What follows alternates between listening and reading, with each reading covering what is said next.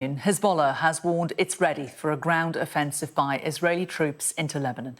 Today, the deputy chief of Hezbollah spoke publicly for the first time since the killing of the group's leader, Hassan Nasrallah.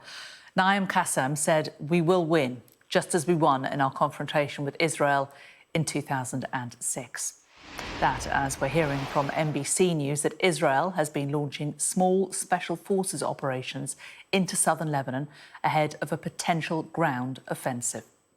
Well, here are the latest developments. Hezbollah's deputy leaders vowed to continue fighting Israel and said the militant group is prepared for a long war after its leader Hassan Nasrallah and other senior members were killed.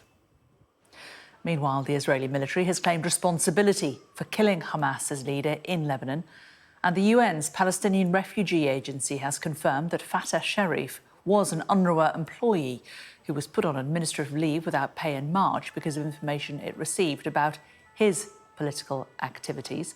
This comes after the Popular Front for the Liberation of Palestine claimed 3 of its leaders were killed in an attack on central Beirut. They've blamed Israel, who haven't yet commented. The charity Save the Children says Lebanon is on the verge of catastrophe as over 600,000 people have become displaced while fleeing. The Deputy Secretary-General of Hezbollah said in a speech that the group's military capabilities are solid and the enemy has not reached them. He went on to say that Hezbollah has alternative leaders should someone get injured. This remark comes after the death of the group's leader, Hassan Nasrallah. Well, Sheikh Naim Qassem then said that Hezbollah will continue to pursue its goals and that their support for Palestine and Lebanon will not budge.